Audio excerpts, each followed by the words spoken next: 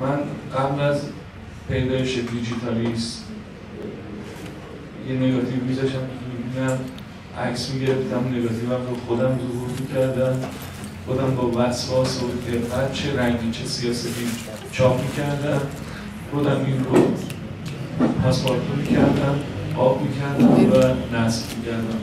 در حقیقت خالق اون اثر من بوده، ولی الان اینطوری نیست. من خیلی همت بکنم بتونم خوب عکس بگیرم، بعد عکس منو یه آقایی ادیت بکنه، ویرایش بکنه، یه آقای دیگه این عکس رو چاپ بکنه، یه کسی دیگه آب بکنه و پاسپورت بکنه و این اثر ارائه بشه. در نتیجه یه فرایندیه که من یه قسمتش رو انجام دادم، تمام این مراحل رو نتونستم انجام بدم.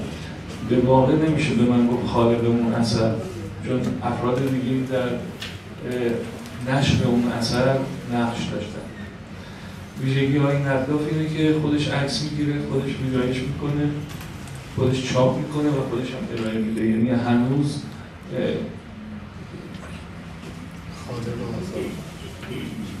کسی نیومده توی این پروسه مثلا کمک ایشون یا آسیستانی ایشون یا و به معنی واقعی کلمه الان توی این روزگاری که این پروسه خیلی سخت شده ایشون واقعا خالق اثر.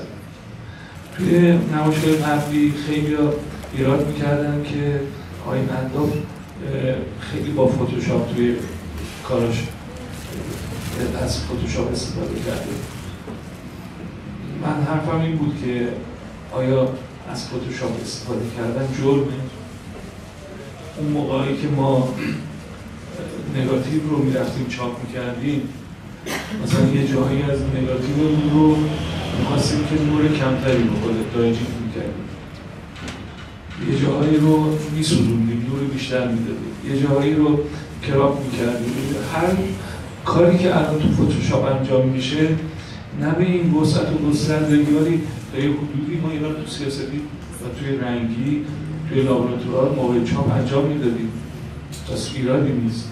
حالا یه نفر اومده با یه تخصص ویژه خودش تمام این لایه ها رو بدون اینکه به سندیت عکس لطمه‌ای وارد بشه برای جلوه بهتر عکس این کارا رو انجام میده، جنایت مرتکب نشده. یا الان توی این نمایشگاه فیلمیشون خیلی ها میومدن سوال میکردن که فلانی اینا نورا و رنگا و اینا رو خیلی مثل تو فتوشاپ کار کردن. گفتم شما چرا خودتون درگیر این چیزا میکنید؟ در نهایت اثری که ببینید ما درگیر این مسائل نشیم که آقا تو فتوشاپ نه، اصل کار که لطمه‌ای بهش نزدید، یعنی اصل کار تو گوشی موبایل ایشون هم میتونید ببینید تو فایلش، یعنی ببینید که چقدر اختلافه اون چیزی که تو گوشیه یا اون چیزی که تو لپتاپشه با اون چیزی که ارائه شده. ببینید اختلاف خیلی جزئیه، در حد یه ویرایش خیلی ساده است. این نکته مهمه. ببینید من توی بچه‌هایی که با من ترم 3 رو میگذرونن همیشه میگم که نگاهتون رو تغییر بدید و تفکرتون رو نسبت به عکاسی. ببینید الان عکس‌ها خیلی از این عکس‌ها رو وقتی آقای نداف توضیح بدن که سوژه عکاسی چیه، شما میمونید که یه همچین موضوعی میتونه بهانه خوبی برای عکاسی بشه و یه اثر هنری خلق بشه رو دیوار نصب بشه. آقای دکتر ستاری روز افتتاحیه اومده بودن میگفتن که اولی زده واقعا محشر بودیم نمایشگاه، تعارف روی عروسی هم ندارن به ایشون کسی.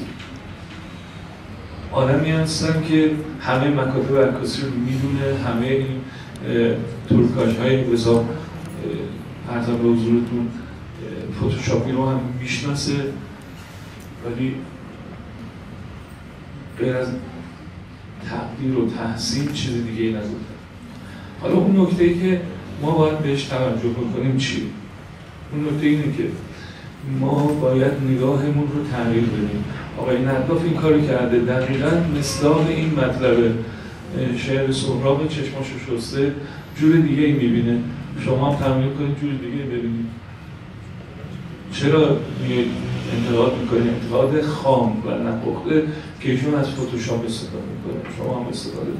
شما این عکس رو بگیرید، برو خودتون بکش تو فتوشاپ، ولی این عکس رو بتونی بگیری، این نگاه رو بتونی داشته باشی و این عکس رو بگیری، ولی نیست.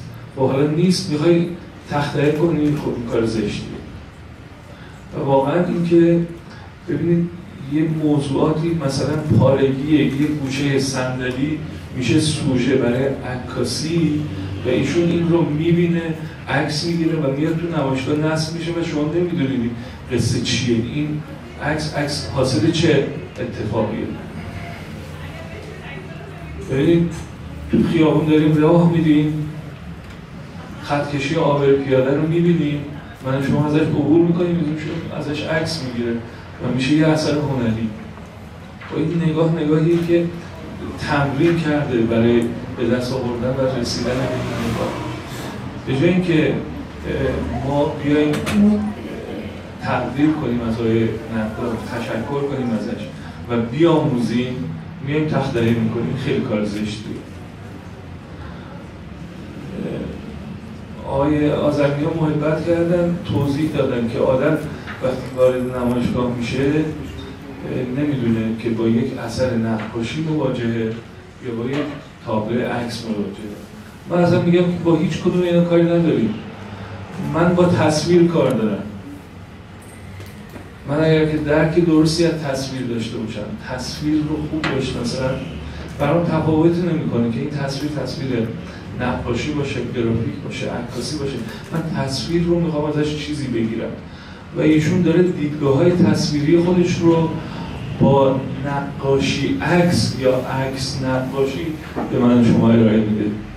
چون گرایش نگاه ایشون به سمت نقاشی شاید مثلا بیشتر بوده، این هدایت چشم من و شما رو به سمت عکسایی که نقاشی بونه است بیشتر جلب میکنه و امیدوارم که ما چیزی یاد بگیریم از ایشون و این جلسه رو قدر بدونیم. به هر جهت تجربیاتی رو ایشون به دست آورده و این تجربیات خیلی ساده به دست نیومده، این نگاه ساده به دست نیومده. این رو محترم بدونیم این موقعیت رو و استفاده بکنیم. ممنونم از اینکه اجازه بدید من در مورد کارتون صحبت کنم.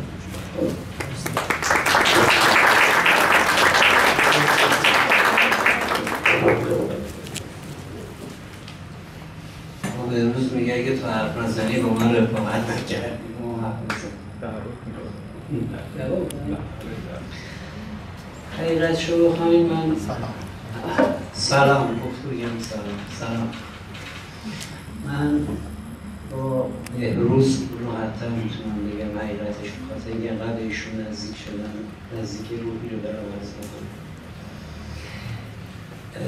حدوداً میشه با حدود 1 سالی هست که با ایشون آشنا شدم.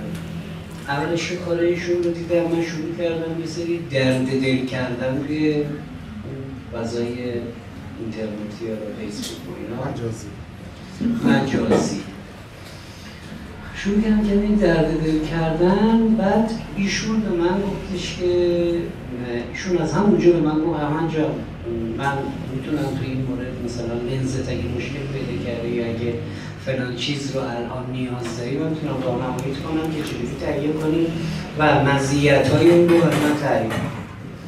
خب این یه بخش تخصصی دانش ایشون بود. گذشت این که من بعداً شروع کردم کارهای ایشون رو با دقت بیشتر دیدم. دیگه یواش یواش ارتباط ما شد کاری. خودشون رو تعریف میکنه ارتباطی که استارتی که توی دوستی انجام شد رو ایشون من زیاد حضور ذهن کامل ندارم. به هر حال کارهای ایشون رو که دیدم واقعیتش رو بخواید از یک آدمی که حالا به شکل سنتی قبلا عکاسی کرده و یک کسی که توی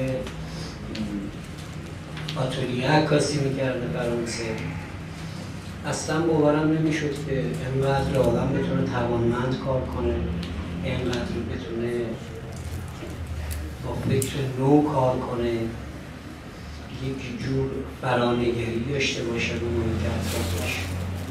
و من خیلی عجیب بود من یه بار یه چند تا عکس ساختمون از ایشون دیدم که به شکل خاصی عکاسی کرده بود که رو من خیلی تاثیر میذاشت. من از اون به بعد دیگه یواش یواش دوستیم با ایشون آشنا بیشتر شد تا اینکه ایشون زده من گفت محمد من میخوام اگر بشه نمایشگاه رو تهران ترتیبش رو بدم. دوستان به من پیشنهاد کردن که کمکم میکنن. من کمکی به ایشون نکردم در اصل. آقای اولیازاده زحمت کشید اومدیم با ارتباطی که بود سلام علیکی که بود معرفی شد. بعد آقای اولیازاده اول که عکسش شدیم گفت اینو چقدر کمه خیلی بیشتر رو می‌آوردی از اینو.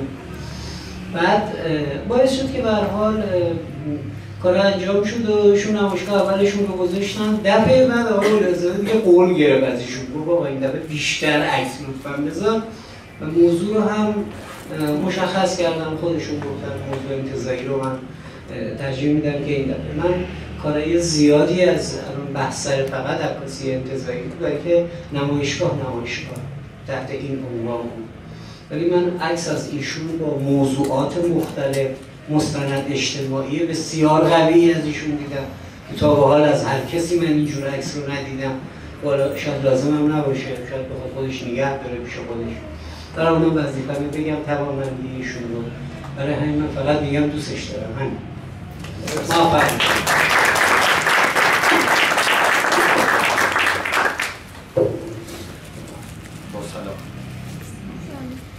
سخته این کار واقعا جدیه بگم از این حرف بزنم شما حرف بزنم خیلی کار سختی شد.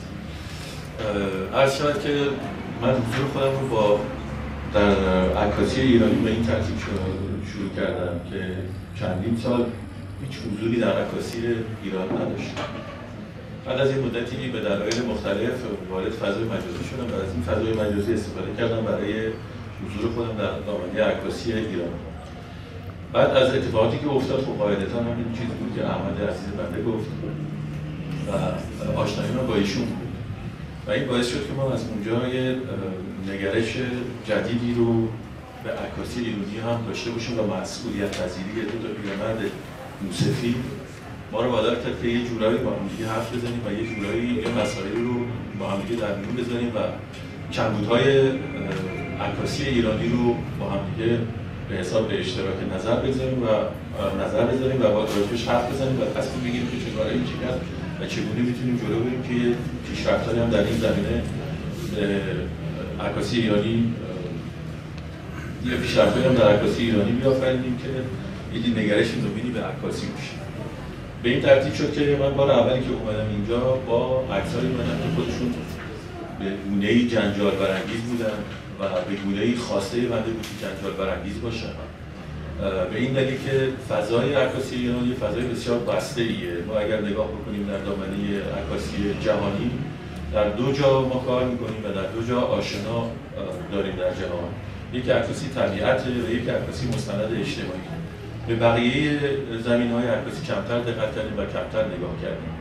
و این باعث میشه که یه ضعفی در این زمینه‌ها وجود داشته باشه که کمتر کسی میتونه بار اون رو به دوش خودش بکشه و جوانایی که میخوان مثلا خلاقیت به خرج بدن کما که در همین نمایشگاه هم می‌بینیم که خلاقیت به خرج داده شده و خواب‌ها و خیال‌ها توی این عکس‌ها دیده میشن کمتر به اینا توجه میشه. بنابراین باید این پیرمرد پیدا میشد که یک کاری رو کرده مدت زمانی از عکاسی رو گذرونده و کارهای خسته کننده عکاسی رو انجام داده و حالا حوصله‌اش سر رفته از همه چی، حالا می‌خواد بازیگوشی بکنه و با این بازیگوشی به جایی برسه که در واقع یه سری ابزاری که در دست ما نیست دوباره به دست ما میاد.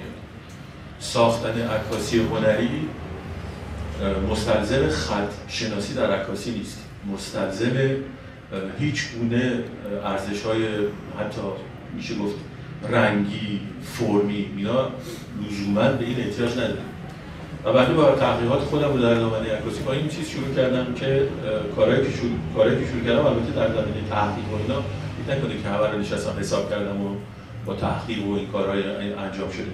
در واقع شروعش همون بازیگری و بازیگوشی بنده بوده و بعد خب یواش یواش به خاطر اینکه یه خود آدم باید مسئولیت پذیر باشه و بدونه چی کار داره میکنه و بره در دامنه عکاسی جهانی نگاه بکنه ببینه کسی قبل از اون این کار رو انجام داده یا نداده یا به چه نحو انجام داده و اگر انجام داده کاری بکنه که فرم متفاوتی پیدا بکنه و شکل متفاوتی که اون اتفاقا وظیفه یک هنرمند، دقیقاً وظیفه یک هنرمند اونه که بپذیره که اون چیزی که داره انجام میشه باب میل ایشون نیست و الا اون چیزی که ما همیشه با احمد گفتیم در نهایت عکاسای خیلی خوب خواهید شد. در نهایت در قبل از نهایت عکاس خواهید شد که شاد خواهید. شاعر عکاس کمتر مانده. شاعر عکاس نداشتن باعث میشه که ما یه سری چارچوب‌های بسته بی نهایت خشک بالا سرمون باشه و باعث میشه که همیشه آقای آذرنیا یه چارچوب‌های بسته‌ای که اجازه نمیده که ما در سطح جهانی ببینیم که جور دیگه هم نگاه کردن، جور دیگه هم عکاسی صورت گرفته و اینجاست که اتفاقا من برمیگردم به همین مبحث عکاسی و تابلو که بار دوم باز من به دنبال این جنجال گشتم و این بار اتفاقا با عکسایی که تابلو هستن در واقع نقاشی هستن، حقیقتا نقاشی هستن.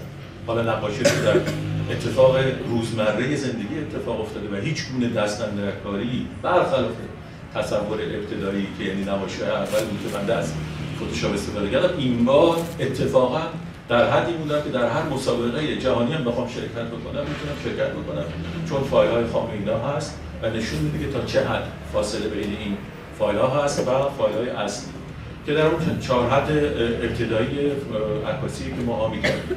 از جمله چیزایی که می‌خواستم یادم اومد بگم این بود که ما از سیانور هم استفاده می‌کردیم. گفتیم برام فوتوشوت بکشم و بهتره که برام سیانور از قبل بعد بذارم تو دهنشون خودشون می‌کشن. از مرکوکروم ما استفاده می‌کردیم در عکاسی. اینا یه چیزایی بسیار پیش افتاده که در عکاسی با فتوشاپ جور دیگه ما از اینا استفاده می‌کنیم و هیچ چیزی رو از ارزش کاری ما کم نمی‌کنه. اون چیزی که مهمه اینه که ما بدونیم در بازی، در مسابقات به هر حال یه سری قوانین هست و این قوانین فوتبال رو شما نمیتونید با قوانین والیبال پاکی بکنید. قبول نمی‌کنه. می‌خواید برید مسابقه شرکت کنید.